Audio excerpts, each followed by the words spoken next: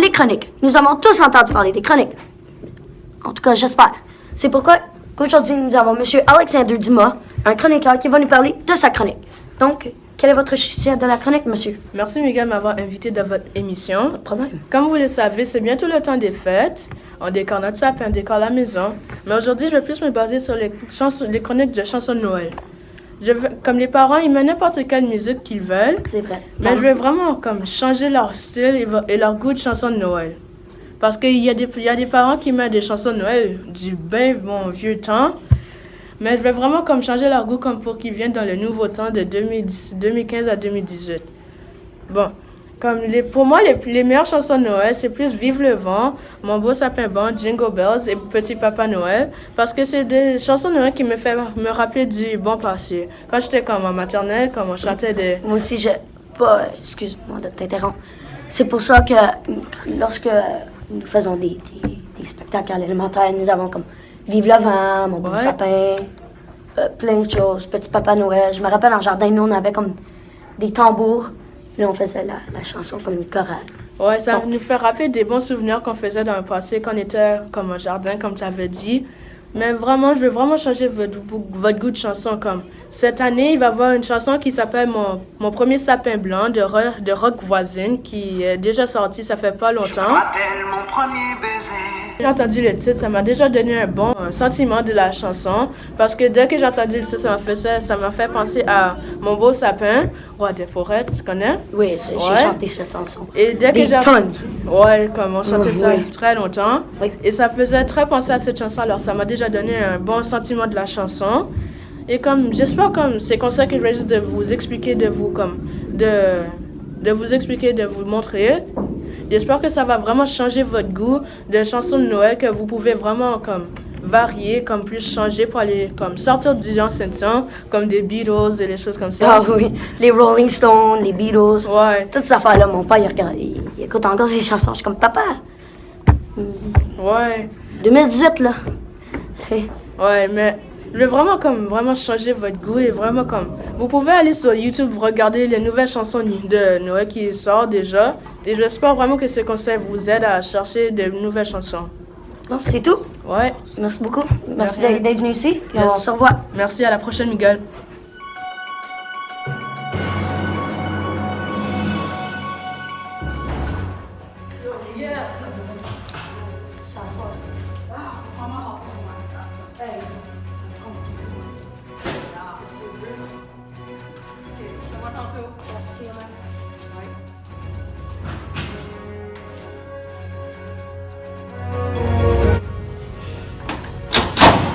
Ça n'a pas marché. Mon lampe veut pas ouvert. Peut-être se rejoindre, faut bien c'est quoi ça? C'est 162 ton marqueur. C'est correct. Ça va être correct. Non, c'est sûr. Ah, il est dur,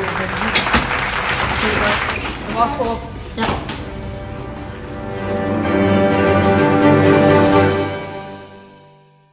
Donc, pour notre deuxième chronique, nous avons ici M. Dustin Desilets qui va nous parler des joueurs de basket. Oui, aujourd'hui, Miguel, je vais vous parler des joueurs de basket, les meilleurs joueurs de basket, top 10 au monde. Pour commencer, on a LeBron James, qui joue pour les Los Angeles Lakers. Moi, je suis sûr que t'es le premier. Oui, avec 3 finales gagnantes.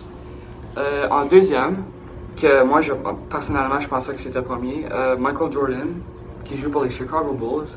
Maintenant en retraite, avec 6 finales.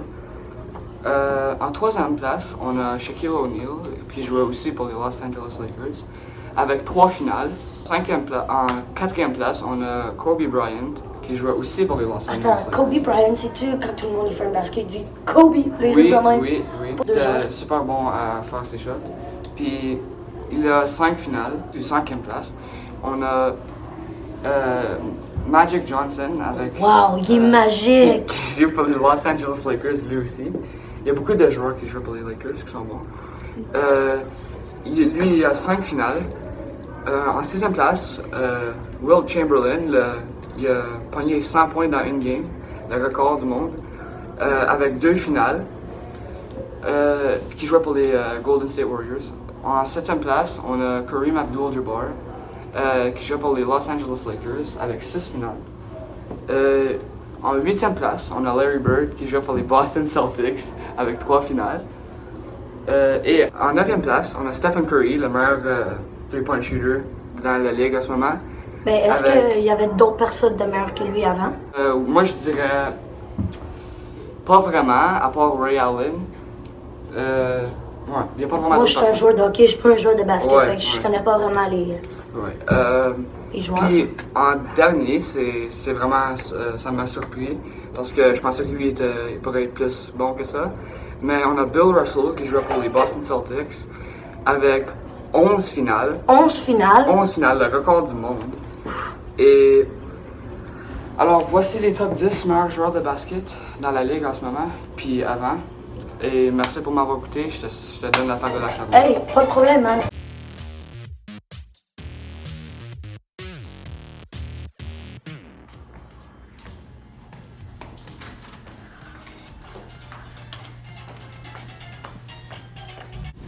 Mon petit saigné.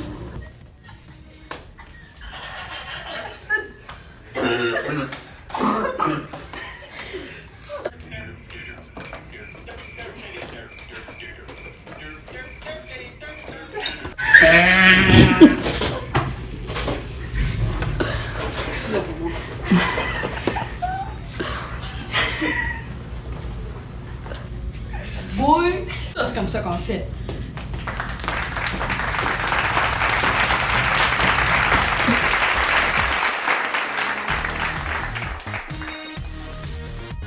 Donc, pour notre troisième chronique, nous avons ici M. Carlo Laplante qui va nous parler des jeux vidéo les plus vendants au Canada ou dans tout le monde? Tout le monde. On va commencer. Je suis pas mal sûr que tout le monde savait que c'était Fortnite, qui s'en venait probablement à numéro 1. C'est Fortnite. Non, actually, c'est pas. Parce que Fortnite, c'est un jeu gratuit. Ah, Tu oui, peux t'as avoir raison. sur Nintendo Switch, Xbox One, mobile, PS4. So, Et d'autres comme, plateformes. ouais. Avec notre numéro 10, on commence avec Super Mario Bros. Wii, Sur le Wii? sur le Wii. Oh, moi j'ai ça, mais c'était... Numéro 9, on a Pokémon Rouge et Bleu, qui était sur le Game Boy, je suis pas mal sûre. Oh, le Game Boy. J'ai jamais joué au Game Boy. Numéro 8, on avait Wii Resort, qui était un jeu de famille. Tout le monde jouait ça en famille. Je me rappelle jouer aux épées avec ma soeur. En numéro 7, on a Mario Kart Wii. Oh, moi je craignais mon père sur cette game. Oh, moi j'étais trash, man. J'étais de la garbage. Au numéro 6, on a Mario Bros. Sur le original Nintendo. Numéro 5, on a... Ben, maintenant je commence à dire à combien de copies qu'ils ont vendu. Sur numéro 5, on a PUBG, qui est un jeu Battle Royale, qui était comme Fortnite, sauf qu'il fallait que tu payes 40$ pour. Eux, ils ont vendu 50 millions de copies, puis ce jeu-là, il est sorti en 2017. Après, au numéro 4, on a Wii Sports, qui était un autre jeu de famille, que j'étais actually bon à. Je jouais toujours. Avec le gros 88 millions de copies. 88 millions de copies, je me rappelle. Après, on a GTA V, qui est un jeu vraiment violent. Oui, 17 et plus. Puis 18. 18. Avec 90 millions de copies. Ça, c'est beaucoup. Rendu à notre numéro 2, on a Minecraft. Tout le monde devrait savoir c'est quoi. Yes! Minecraft. Je préfère Miguel. Avec 122 millions de copies. Puis là, une mention honorable quand Fortnite. Qui ne l'a pas fait. Ouais, qui l'a pas fait. Puis avec notre numéro 1, on a... Attends. Devinez, moi je vous donne 5 secondes. Yeah, 5 secondes, devinez. Ok, si vous avez deviné Tetris, vous avez la bonne réponse. Avec un gros 125 millions de copies, qui était un jeu où il fallait que tu places tes blocs, puis il fallait qu'ils rentrent tout ensemble. Puis si Faisais si une ton rangée. bloc allait trop haut, Tu perds. ben, tu perds. Puis, sais-tu où est-ce que, mettons, t'as 3 cubes, puis là, ça fait toute une rangée, puis là, la rangée, elle disparaît? Oui, je suis vraiment sûre que c'était ça. Puis ça, c'était sur le arcade. Oh, too Yeah. much so arcade. Avec du fromage. C'est sûr, du fromage. Pourquoi du fromage? So, merci.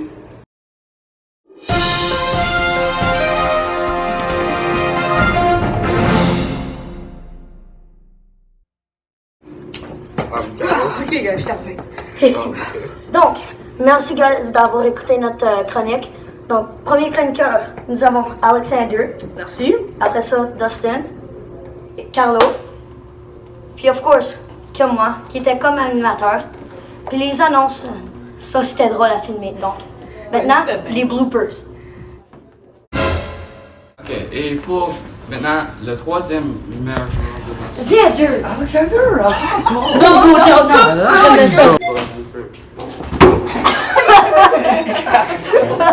Non, coupe ça, man. Ça fait mal. Hey Jimmy!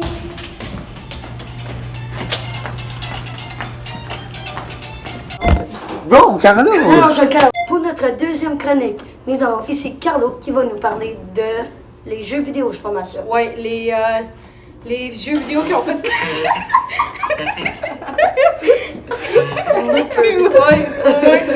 Carlo, ou pas comment? Non, non, je le cut out. Je le cut out. Non, non, non. Non, Qu'est-ce pour notre deuxième chronique, nous avons ici Monsieur Carlo Laplante, 517, qui va nous parler des jeux vidéo. Oui, gars, j'aurais pas dû dire ça. Donc, un gros merci de la part de les membres de l'équipage et nous vous souhaitons une belle journée. Merci.